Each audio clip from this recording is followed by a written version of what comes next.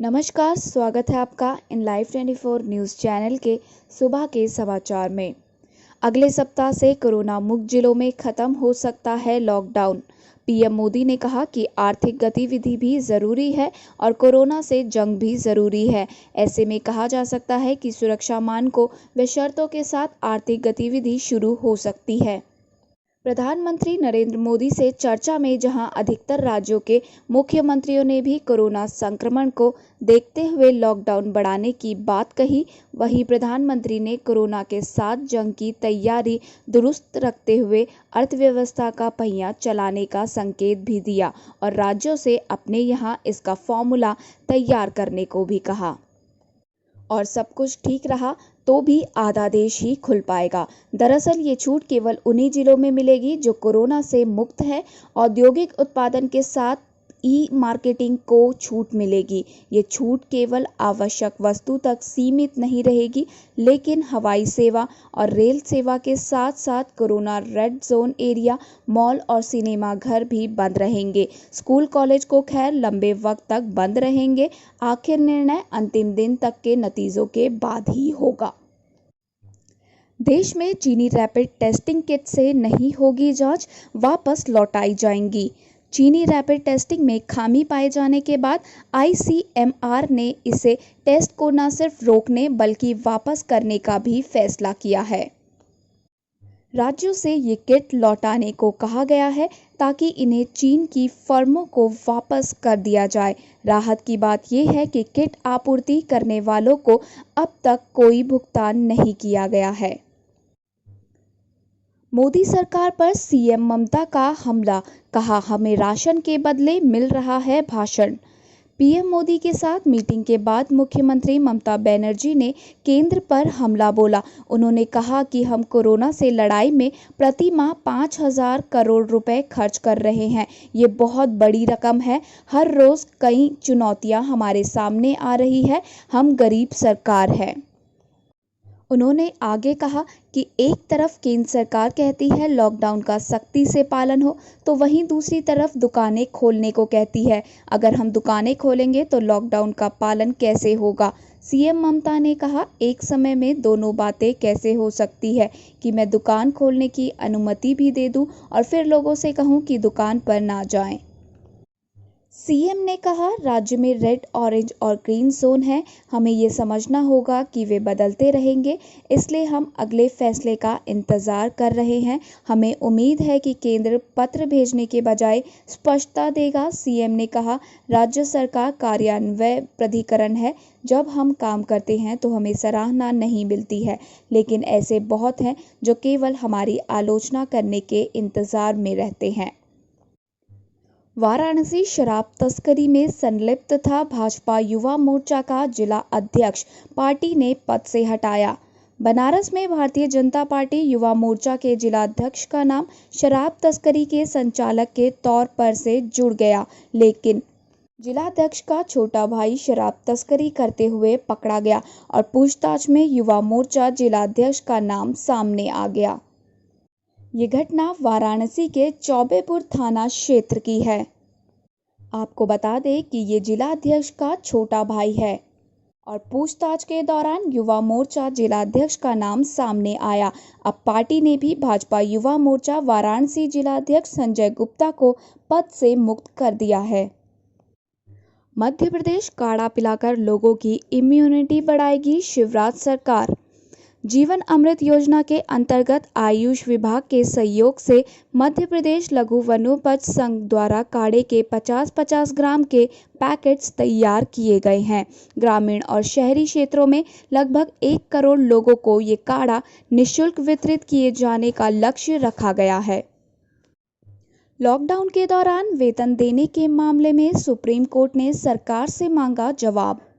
गृह मंत्रालय से 29 मार्च को जारी इस आदेश में सभी राज्यों और केंद्र शासित प्रदेशों से ये भी कहा गया कि आदेश का उल्लंघन करने वालों पर कार्रवाई की जाए। सुप्रीम कोर्ट ने लॉकडाउन के दौरान कर्मचारियों को पूरा वेतन देने के सरकारी निर्देश पर केंद्र सरकार से जवाब मांगा है। हालांकि कोर्ट ने याचिका पर केंद्र को कोई औपचारिक नोटिस जारी नहीं किया है। मामले पर 2 सप्ताह बाद फिर से सुनवाई होगी। महाराष्ट्र और गुजरात में बिगड़ रहे हालात, तेजी से बढ़ रहे हैं मामले। महाराष्ट्र और गुजरात में तेजी से हालात खराब होते ही जा रहे हैं। दोनों राज्यों में लगातार संक्रमण के मामले बढ़ रहे हैं। मरने वालों की संख्या भी तेजी से बढ़ रही है। सोमवार को भी महाराष्ट्र में 522 नए मामले और 27 लोगों की मौत हुई। वहीं गुजरात में 247 नए केस मिले और 11 लोगों की जान चली गई। एक दिन पहले की तुलना में महाराष्ट्र में नए मामले बढ़े हैं। 6000 से ज़्यादा लोग अभी तक पूरी तरह से ठीक हुए हैं।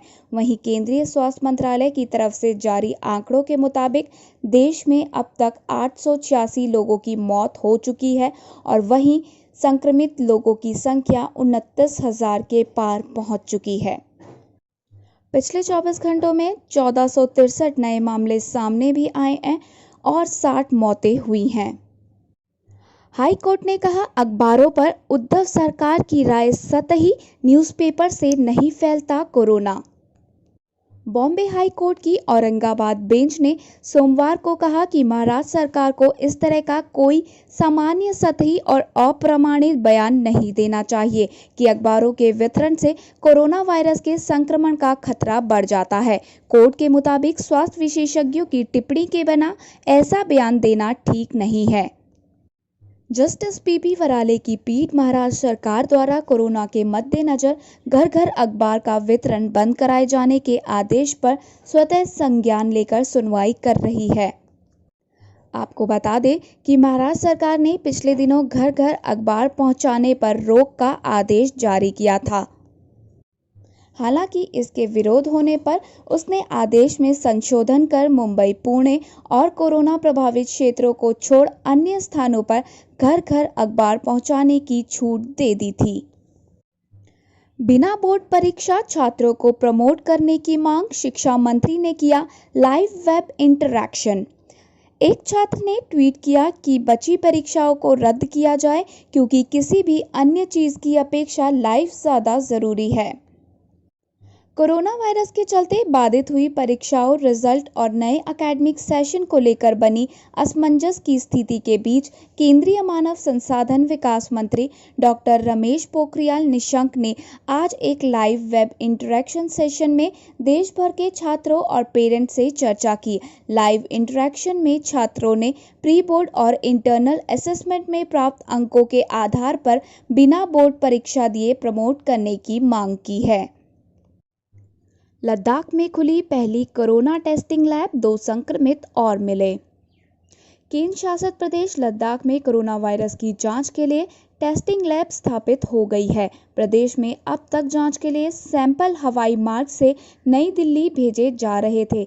इसमें ज़्यादा खर्च के साथ समय भी ज़्यादा लग रहा था।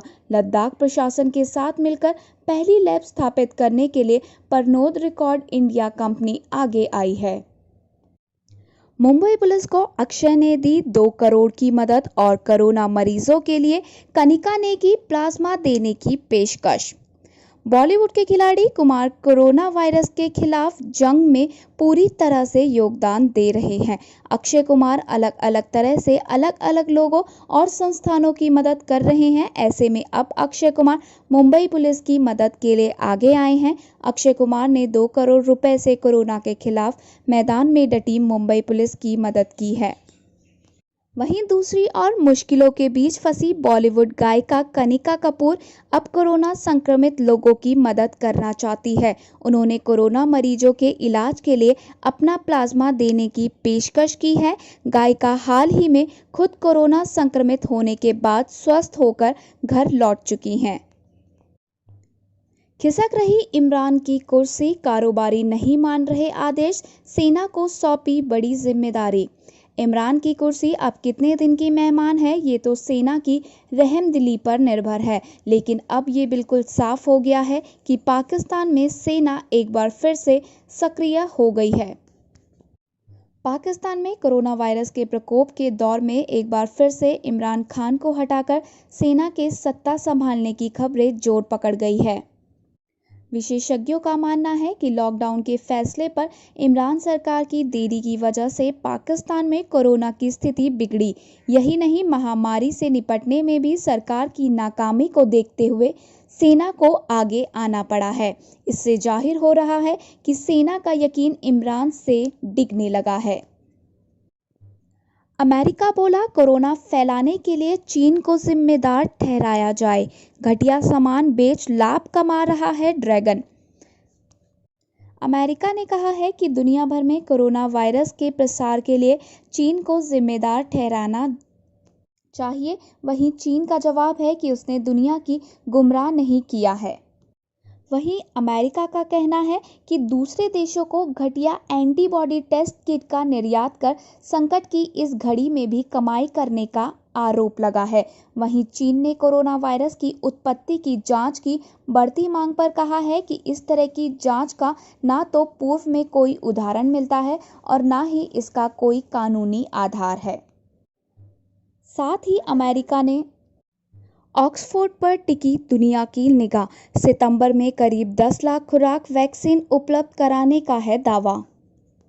कोरोना महामारी से निपटने के लिए दुनिया वैक्सीन विकसित करने के लिए पांव मार रही है। इस दिशा में ब्रिटेन के ऑक्सफोर्ड विश्वविद्यालय में परखी जा रही वैक्सीन पर दुनिया की निगाह टिकी हुई है। वैज्ञानिकों का मानना है कि सितंबर तक वैक्सीन की खुराक तैयार हो सकती है।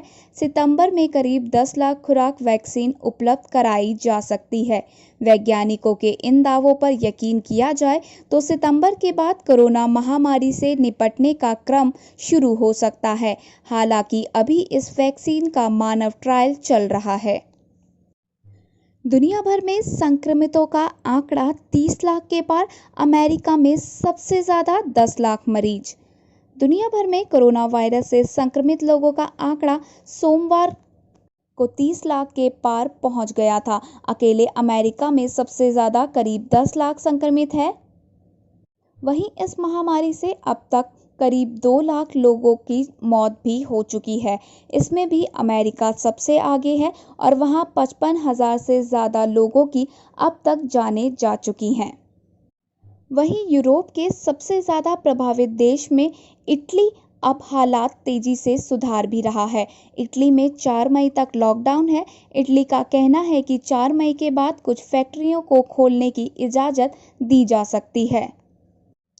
सोमवार को इटली में 333 लोगों की मौत हुई। रविवार के 260 के मुकाबले ये संख्या कुछ ज़्यादा जरूर है, लेकिन नए मामलों में 10 मार्च के बाद सबसे कमी देखी गई है। भारत में प्रशिक्षित चिकित्सक की ब्रिटेन में कोविड-19 से मौत। भारतीय मूल के एक चिकित्सक की कोविड-19 से ब्रिटेन में मौत हो गई है। ये जानकारी दक्षिण पूर्व ब्रिटेन के एक्सेस स्थित नेशनल हेल्थ सर्विस ट्रस्ट ने दी। ट्रस्ट ने ये भी बताया कि भारतीय मूल के चिकित्सक भारत में अपना प्रशिक्षण पूरा करने के बाद 1973 में ब्रिटेन में आ गए थे और एक चिकित्सक के तौर पर कार्यरत थे। डॉक्टर कमलेश कुमार मैसन की यूनिवर्सिटी कॉलेज लंदन में इस खतरनाक वायरस से मौत हो गई। शोध हॉटस्पॉट की हवा में भी मिले कोरोना वायरस के अंश। चीन के वैज्ञानिकों ने 2 अस्पतालों और वुहान के कुछ सार्वजनिक जगहों का अध्ययन करने के बाद दावा किया कि हॉटस्पॉट की हवा में भी वायरस के आनुवांशिक तत्व मिले हैं। हालांकि अभी ये तय नहीं हो पाया है कि इससे संक्रमण फैलता है या नहीं।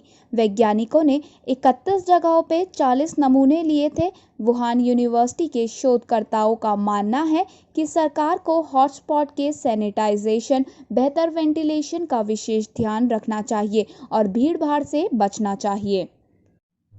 वैश्विक सैन्य खर्च में बड़ी बढ़ोतरी। भारत शीर्ष 3 देशों में हुआ शामिल। अमेरिका, चीन पहले व दूसरे स्थान पर काबिज। स्टॉकहोम स्थित थिंक टैंक ने कहा कि वैश्विक सैन्य खर्च मामलों में 2019 के भीतर भारत चीन के बीच बड़ी प्रतिस्पर्धा हुई है। इसके मुताबिक वैश्विक सैन्य खर्च के मामले में भारत दुनिया का तीसरा देश बन गया है, जबकि चीन दूसरे और अमेरिका ने नंबर 1 का तमगा बरकरार रखा हुआ है। ये पहली बार है जब सैन्य खर्च के मामले में दो दिग्गज एशियाई देश चीन और भारत विश्व के शीर्ष 3 देशों में शुमार हुए हैं। लंदन में बढ़ रहे घरेलू हिंसा के मामले, हर दिन 100 गिरफ्तारियां। कोविड-19 के चलते कई देश लॉकडाउन से प्रभावित है। वहीं ब्रिटेन में एक रिपोर्ट ने संयुक्त राष्ट्र द्वारा जारी उस आशंका पर मोहर लगाई है कि इस दौरान घरेलू दुर्व्यवहार की घटनाएं बढ़ी हैं। रिपोर्ट के मुताबिक लंदन के अधिकारियों ने बताया कि 19 अप्रैल तक पिछले 6 सप्ताह के दौरान घरेलू दुर्व्यवहार के अपराधों में कुल 4093 गिरफ्तारियां हुई है। इस हिसाब से हर दिन करीब 100 गिरफ्तारियां हुई है। धन्यवाद। अभी के लिए बस इतना ही। आगे की और खबरों के लिए बने रहिए हमारे साथ इन लाइव 24 न्यूज़ चैनल पर। और अगर आपको हमारी ये वीडियो पसंद आई हो तो प्लीज़ लाइक और हमारे चैनल को सब्सक्राइब करना ना भूलें और इस वीडियो को ज़्यादा से ज़्यादा शेयर करें।